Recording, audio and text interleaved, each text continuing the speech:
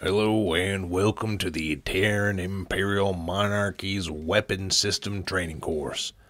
This course is brought to you by the Colonial Naval Academy, located on Cav. I'm Captain Jim Jericho of the CN and will be your instructor for today. Our lesson today will be on rail weapons.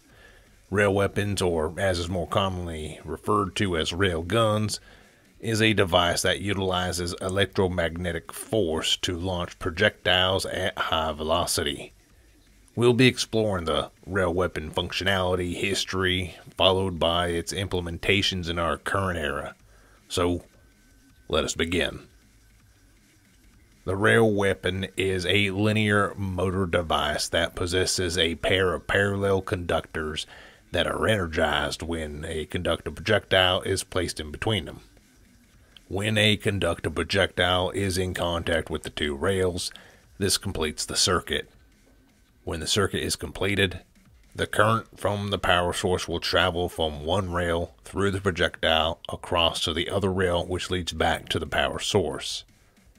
The power source connections are located at the back of the weapon's platform rails. This setup is similar to what one would see with a Jacob's ladder, but without the fizz-popping of electricity traveling through the air across post to post up the two rods. Instead of naked electricity moving up the rods, it is instead a projectile that traverses the length of the conductive metals. The power required to operate such a machinery varies depending on the desired outcome. If one is looking to make a fun model to shoot pop cans with, then a handful of D-cell batteries with a couple of capacitors will suffice in launching small projectiles the size of BBs towards its intended target. However, should one be looking to scale up into military grade, then the power source and capacitance will also need to be scaled up to match the electrical force needed to launch the heavier projectiles at the required velocity to make a meaningful impact against military armor that would be encountered in the field. In 1917, during the First Great War, a French inventor by the name of André Louis Octave Francois-Enveloppe, a French name which I likely just slaughtered, created the concept for the first railgun. In 25 July 1918, Francois-Enveloppe was commissioned to develop a 30mm to 50mm electric cannon for the Director of Inventions at the Ministry of Armaments. However, the project never came to completion as it was abandoned with the closing of the war in 11 November 1918. In the 1st of April 1919, Francois-Enveloppe filed for a U.S. patent and it was issued in July of 1922 as an electric apparatus for propelling projectiles. In 1923, a Russian scientist, A. L. Krokov, notes that the design by Francois-Enveloppe is possible, but would require a generator with considerable power to operate. This major limiting factor would negate its practical application for battlefield use. In 1944, 2 years after the Second Great War had ended, Joachim Hensler of Germany's Ordnance Office proposed the first theoretical viable railgun. The railgun would be used as an anti-aircraft gun and would be mounted on a 12.8 centimeter flak 40 mounts, but the project never got off the ground. As at a report from the U.S., the reason for scrapping the project would be later revealed that, quote, The power needed to operate the AA gun would be equal to what half of Chicago uses to illuminate itself. End quote. In 1950, an Australian physicist, Sir Mark Olaflet, of the Australian National University, initiated design of the world's largest homopolar generator, capping at 500 megajoules. And for those of you that don't know what a homopolar is, it's like saying positive and negative, but the only thing makes positive or only negative. Singular polar. There you go. By 1952, the device would be used to test larger and more deadly railgun designs that would later be outfitted on the spacefaring vessels of the Imperial Navy. By 1960, the young Imperial Navy was fully outfitted with 40mm rail cannons and 25mm point defense rail guns. In 1962, DARPA, the Defense Advanced Research Project Agency of the USA, in conjunction with the Australian AWRL, Advanced Weapon Research Lab, and the Germans HWA, Hausfreit, can't pronounce it, but it's on the screen right now, began work together to scale down the railgun to something that the average soldier could wield. In 1968, the first railgun carbine was unveiled and production began. In 1969, however, the pirate invasion began and production had to go underground. It would be during the invasion that a specialized team of commandos called Unit Zero would be fitted with such weapons. There was Zero and other units like them, though none were truly to their level of expertise, that would receive this potent piece of tech in the form of the 3C M01 carbine, or the Scythe, as some began calling it. In truth, the pirates thought that we Terrans were going to be a pushover, but Terrans being what we are, we had been each other's throats for eons, and just up to the end of the Second Great War, we were all very well versed in combat and vindictiveness.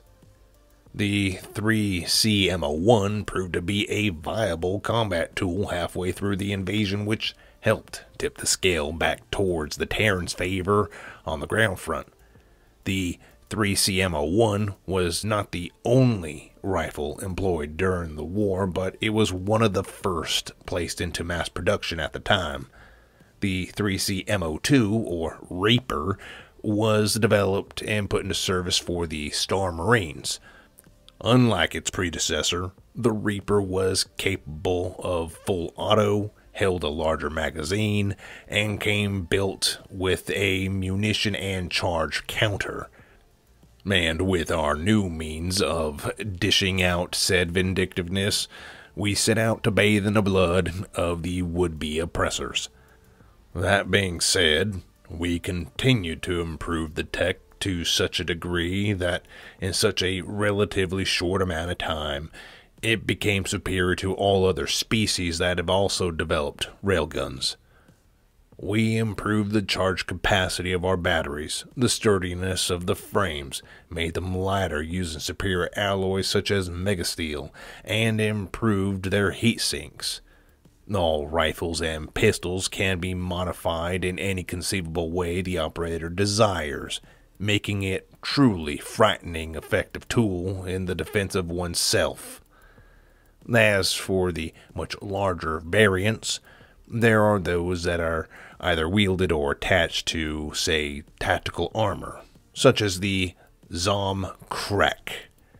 This particular mean-looking piece is similar to what the Vulcan cannon is, but is much nastier as the projectiles launched are in a tighter formation and are about 55 millimeters in diameter, and the munitions fired is typically radioactive cord.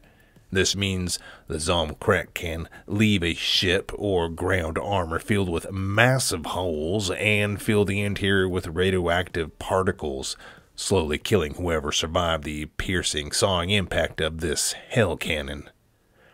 But then there's the capital ships and all others that fall underneath its particular tonnage, equipped with 25mm point defense guns and 40 to 75mm batteries of numerous types, carrying all sorts of nasty munitions that one can only imagine exists. Of course, like the handheld railguns the troops may employ, the larger cannons are just scaled-up versions. And not meaning to go off script, but here we are. There's the rumored super railguns, such as the Royal Imperial Hand Cannon. And no, sadly, I don't have any information of the existence of such a weapon, and should it exist, I wouldn't be able to divulge such confidential information, as this is a recording that's going public, and it's likely our adversaries would be more than enthralled to hear of such details. But if the rumors hold any granule of truth, the RIHC is likely employed by the Imperial Navy.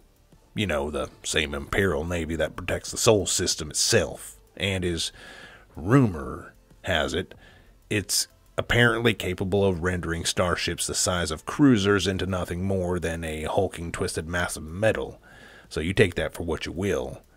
But again, it's only a rumor, and should any force out there wish to try their hand at another invasion, well, then they're welcome to find out whether or not those rumors hold any water.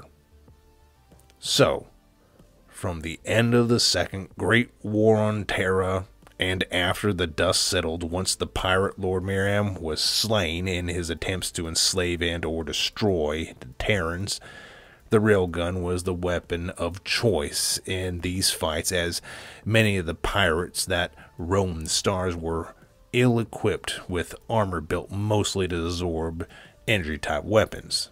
The scum of space were quickly put on the back foot. So, railguns, in hand with vengeance and the desire to carve out their own section of space in the galaxy, and with the cold efficiency of the Grim Reaper himself, we proved ourselves to the wider galaxy that we were not going to go out without a fight, and universe helped those that pissed us off. It was the railgun that helped turn the tide above the skies of Terra. It was the railgun that drove the enemy into a full retreat. It was the railgun that continued to spill the blood of the pirate, and it is still the same tech that we use today to push back and keep back the evils that lurk in the dark shadows.